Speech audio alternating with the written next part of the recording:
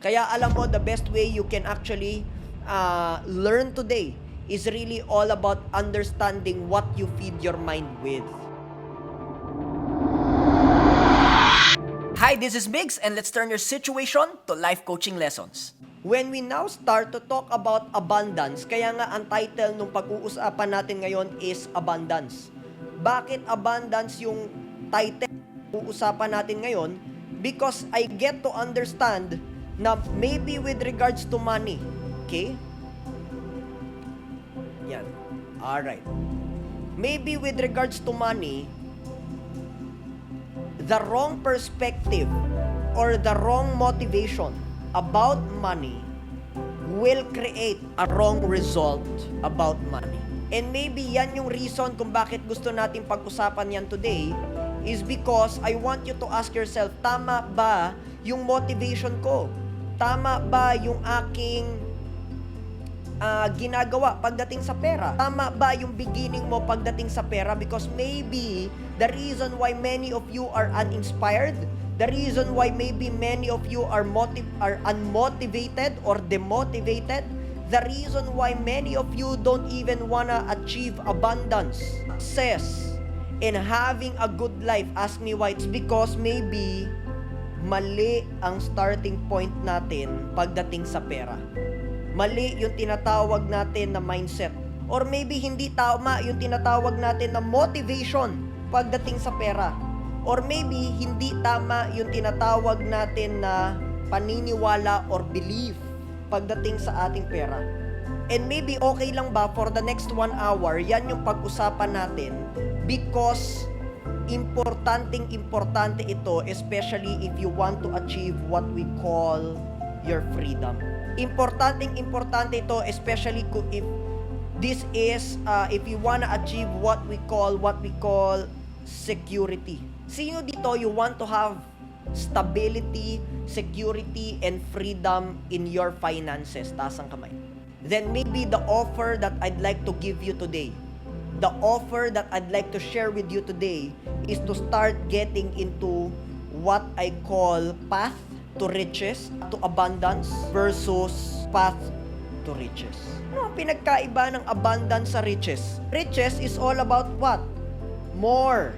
But yung abundance is all about knowing what's enough. Riches will always about what? Discontented. Abundance will be all about what? Gratitude. Riches will be all about what? The numbers or the amount. Abundance is all about what?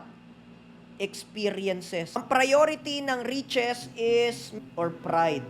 Ang priority ng abundance is for you to live the best life on your own terms. Ladies and gentlemen, don't get me wrong.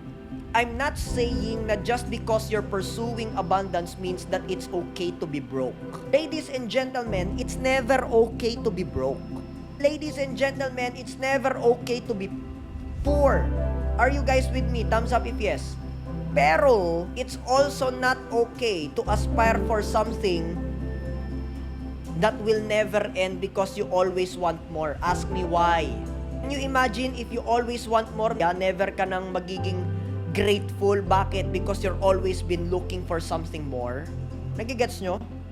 So if you're always in a path of something more, will you ever be happy? Yes or no? No. And anong pakiramdam, mabubuhay ka sa isang buhay na minsan mo lang bubuhayin, hindi ka pa masaya? Anong pakiramdam? Go low.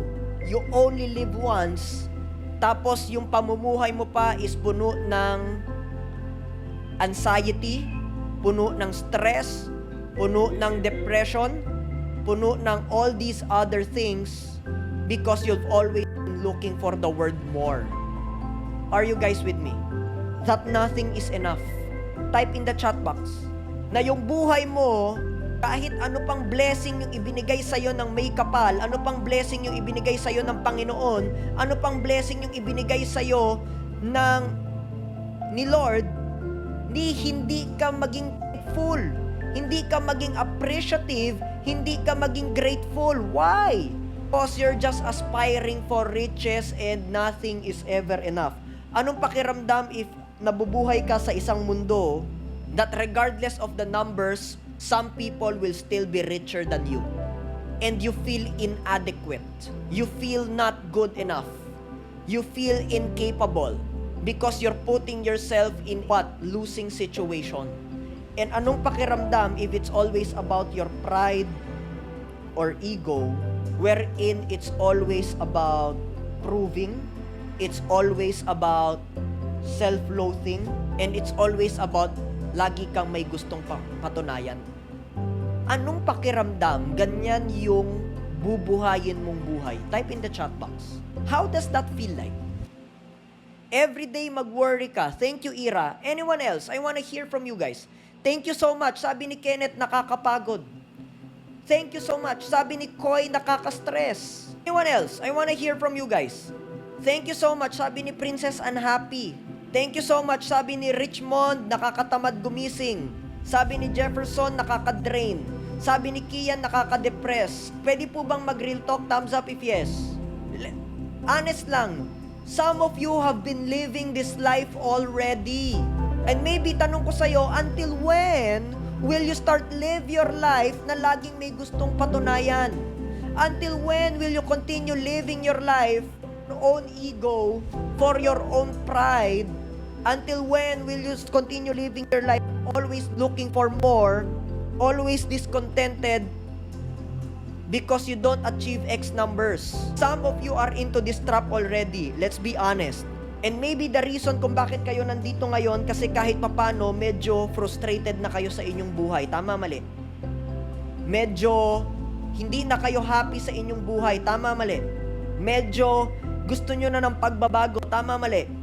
At itong pagbabago na to, why not consider what I call an alternative? At itong alternative na ito is focused on what we call experiences instead. Focus on what I call gratitude. Focus on what we call enough.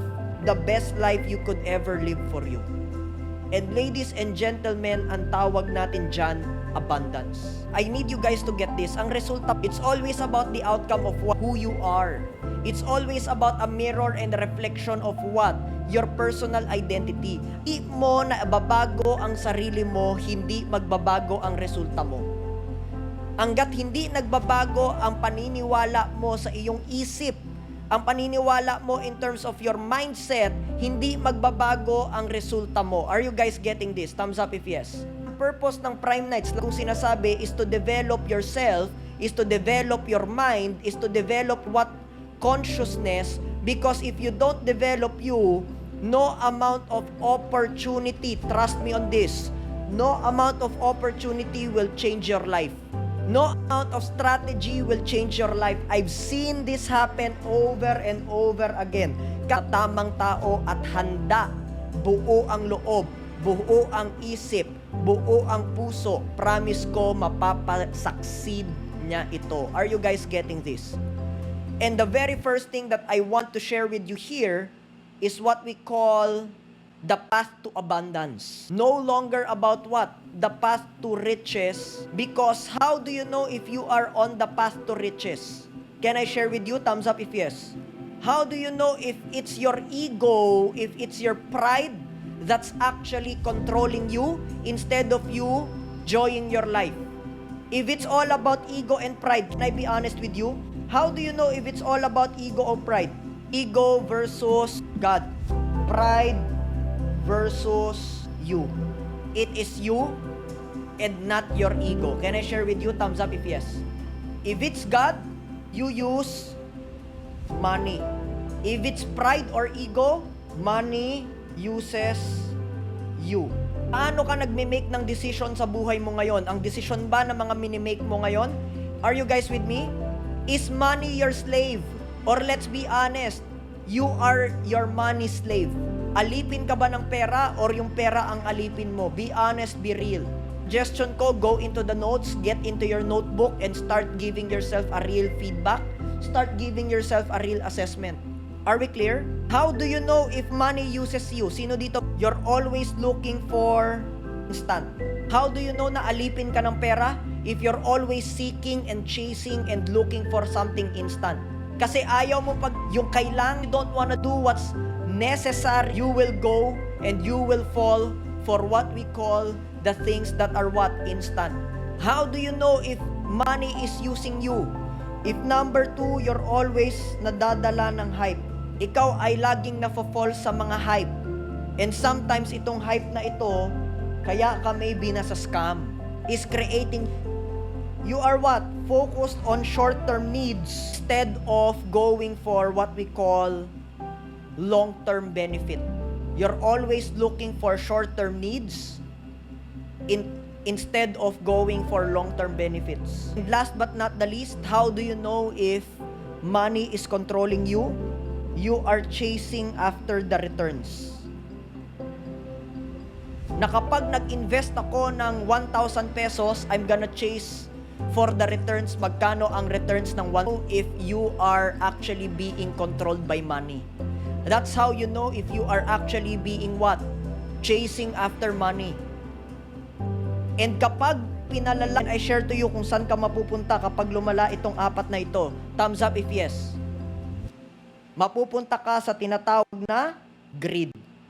And ladies and gentlemen, pag I'm telling you, that's gonna be the time of your downfall. Yung ibang mga conflict mo sa buhay ngayon, let's be honest, dahil nag-greedy ka.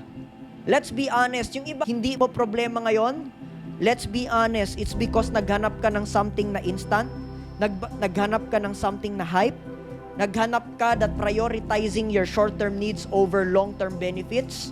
The key word here is chase. Nag-chase ka ng returns at hindi ka naging responsable, kaya lagi kang bumabalik to scratch.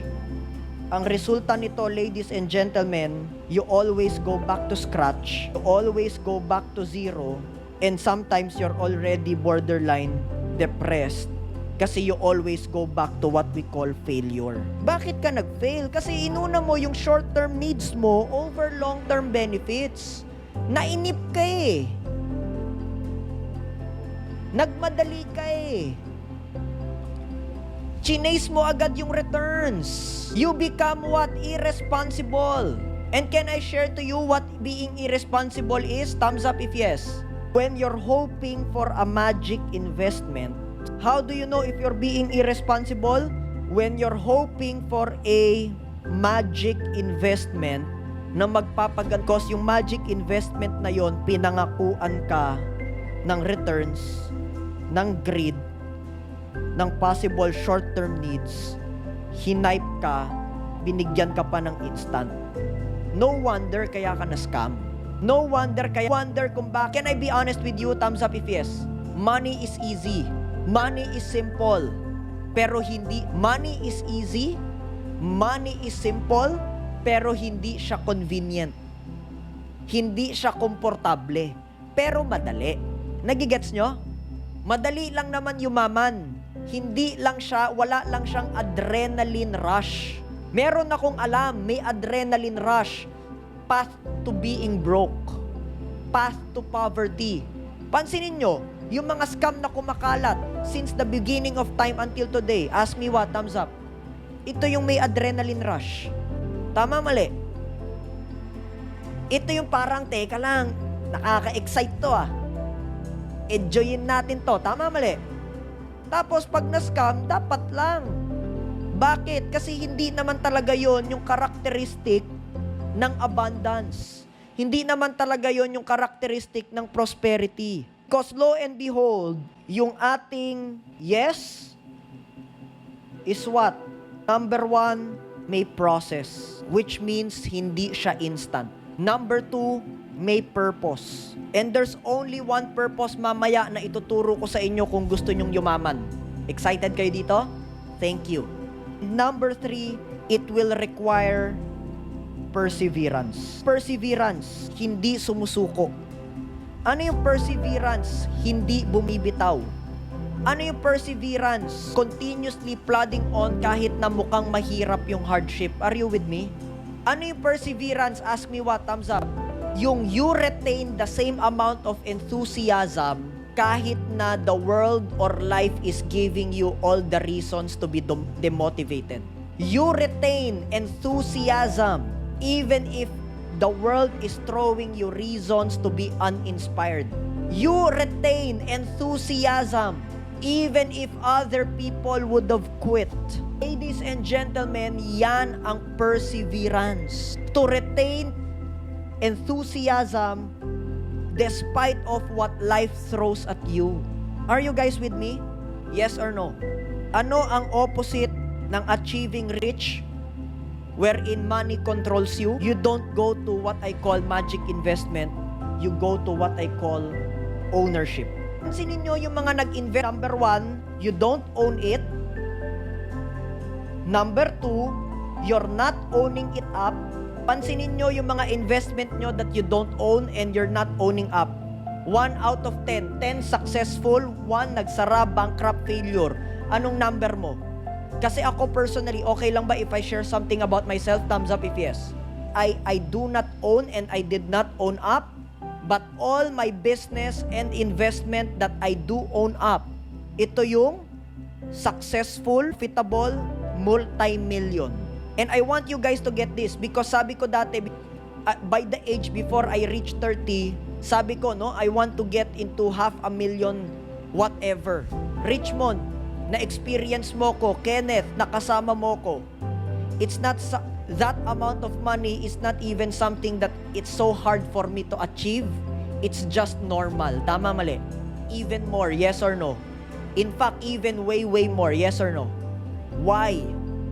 Because I have learned the principle, and that principle is anything that you don't own and you're not owning up is doomed for failure. That's why if you invest and that investment is something you don't own, that investment is something that you're not owning up to, that's doomed for failure. If hindi yan nakapangalan sa'yo, and you're not owning it up, meaning wala kang say tungkol dyan, at wala kang control tungkol dyan, medyo mag-ingat-ingat ka na, kasi there are higher chances or there's a higher probability that it's doomed for failure.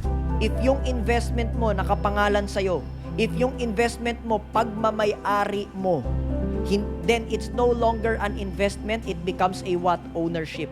Worst comes to worst, that something that you own may not be what? Worst comes to worst, it may not be profitable. You still owned it. And because you still own it, it still has value. Are you guys with me? So I don't want you to focus on invest. I want you to focus on what I call ownership. I tell you this, Koy, ha? Sige, itry mo. Pero kung ang surefire way, can everyone type the word surefire in the chat box? And I want you to capture ownership, not investment. Yung investment kasi is isang bagay na ilalabas ko hoping for a return. Klaro tayo? Ano yung ownership? Isang bagay na binibili ko para mapag-arian ko. At kapag pagmamay-ari ko na yung isang bagay, then madali na yan for me to do other things and do whatever I wanna do with it. Why? Because I own it. Ang sasabihin ko lang sa'yo yung mga investment instrument na meron akong pagmamay-ari. Nagigets nyo? I'm not chasing for returns, I'm looking for ownership. Why? This is maybe the greatest lesson that I'd like to share with you guys. And that greatest lesson is allowing you to understand ano ba talaga ang purpose of becoming financially free? Bakit mo ba talaga gusto yumaman? Ladies and gentlemen, bakit mo ba talaga gusto ng maraming pera? Comfort, travel, family. Everyone, take a deep breath. Why are you not going for travel right now? Coach, kasi baka maubos yung pera ko. Kala ko ba yan yung reason ba't ka nagtatrabaho? Coach, kasi hindi pa ako milyonaryo. So, paano kung mamatay ka na bukas? Di namatay, wala ka ng pera, wala ka pang travel? Tama, mali? Then why are you not going for options right now? Kami ni Coach Luis, no, we ate last weekend to try caviar. Alam niyo yung caviar? Okay, itong caviar, this is parang, ito yung pagkain ng mga mayayaman. Okay? Tapos, tinry ko yung caviar, no? Sabi ko kay Luis, Luis, ako lang ba o hindi talaga ako nasasarapan? Okay? Sabi niya, hindi, ganun talaga yung lasa, medyo malansa. Sabi ko, overly hype man to. Sabi ni Sam G, acquired taste. Legit, acquired taste lang. Di naman ganun kasarap, pero kung maka-hype, kala mo talaga ang sarap. However, I want you guys to get this. Why did I buy it even if ganun naman pala yung lasa? Ask me why, thumbs up. Because that's what my money is for. Aanhin ko yung pera ko. And I want you guys to get this. Coach Mig, saan ka ba gumagastos? Can I be honest with you? Thumbs up. Ito, kami, no? Guilty as charged kami ni Coach Luis dito. Material possessions, wag na kayong umasa na tularan si Coach Migs kasi hindi po talaga ako materialistic.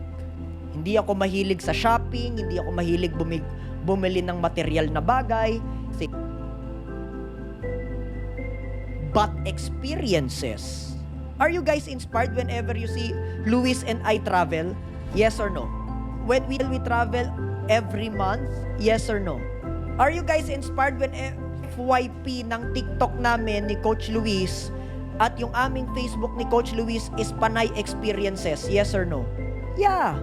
Why? What is money for? Money is for what? Experiences. Money is for what? To live a comfortable life. Money is what? To make sure that I give my family memories. Money is for peace of mind. Are you guys with me? And yet, majority of people are trapped towards what? I would say the trap of money. And itong trap na to, ladies and gentlemen, is what? It's always about what? Chasing. Always about what? Possessions. Always about what? Proving. Always about what? Fear. Ito I'm telling you, this is fear.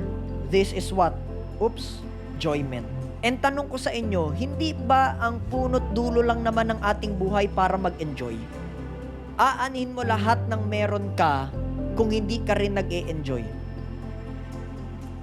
Am I gonna say naging irresponsible ka? No. All I'm saying is enjoy it.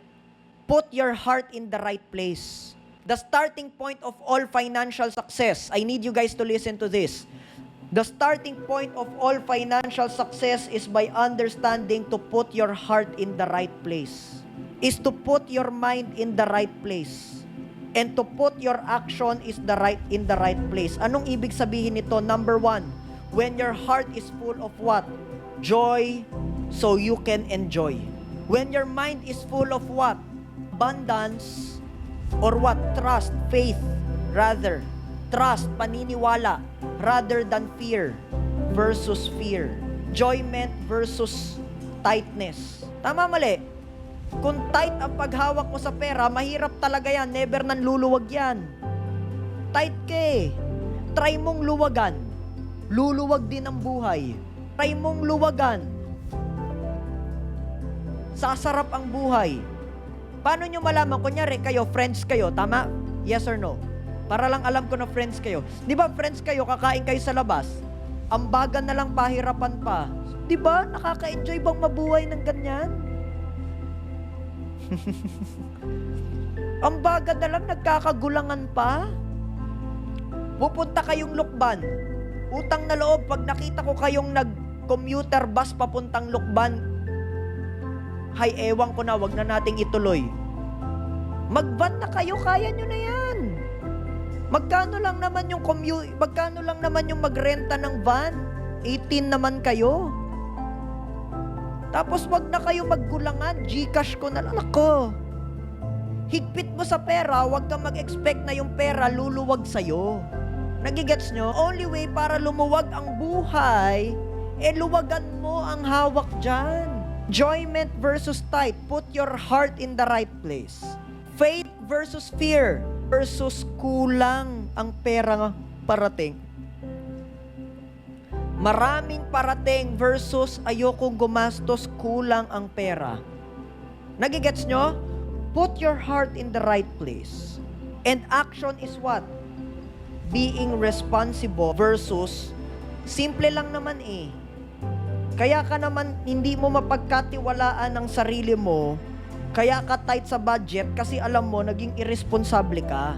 Kaya ka naging irresponsible kasi pinili mo yung hype, instant, yung short-term needs rather than the process, the purpose, and nasa na yun? Perseverance. Inuna mo, ladies and gentlemen, yung greed over you using money. Are you guys with me? Yes or no? Are you guys learning? Thumbs up if yes. And I hope this is a reminder to you, ladies and gentlemen. Fall into what money can do. Ulitin ko, do not fall into the money, fall into what money can do. Kung ang gusto mo is bigyan ka ng pera na magandang buhay, then dun ka mag-focus sa magandang buhay. Money is just a tool that you use. Don't allow money to use you. Majority of the time, you're sacrificing your freedom for money. Majority of the time, you're sacrificing your joy for money. As early as now, matutunan mo na ito. Ask me why, thumbs up. Para hindi ka na dumating sa punto that you're sacrificing family for money. Ang ayaw mong mangyari is that you're gonna sacrifice your loved ones for money. I'm not asking you to be irresponsible. All I'm asking you is when you're responsible, you can have fun and enjoy life. Tigil sa buhay mo yung masaya life meant to be enjoyed responsibly. Grabe itong lesson na to, no? Promise ko, ito lang lesson, ito lang matutunan nyo, promise ko, gaganda buhay nyo. Nyo ito matutunan, hindi gaganda buhay nyo. Ganyan lang po kasimple, no? And seriously, when I talk about magandang buhay, I don't just mean being rich. Of course, being rich is good. However, it's not enough that you're just rich. Are we clear? You must also be happy. Klaro tayo? You must also have peace of mind. You must also be able to enjoy life. Are you guys with me? Last but not the least, before we end, question. If you already have all the money in the world, if you already have, ulitin ko, all the money in the world, the question is, will you still work? Yes or no? Kung nakuha mo na lahat, kung meron ka ng lahat ng pera sa mundo, will you still work? Majority of you guys, ang sagot sa akin, yes. Whatever your passion or purpose is. Tama ba? So what you guys are telling me right now is if you have all the money in the world, you will still gonna work. Tama? Pero the way you will work is you will serve people, you will continue to enjoy life, and you will pursue or you will do what you're passionate about and what your purpose is. Correct? Bakit kailangan pa na mapunta sa'yo lahat ng pera so you can do what you're passionate about? So you can do what your purpose is. So you can now start to serve others. So you can now start to give yourself to the service of people. Why do you need money to do it? Why not do it now? Why not wait for money to enjoy life? Why not with whatever you have right now, you work hard to serve people. You work hard to be in the service of many. You work hard to be in the service of the masses. You work hard to do what you're passionate about. You work hard to do your purpose.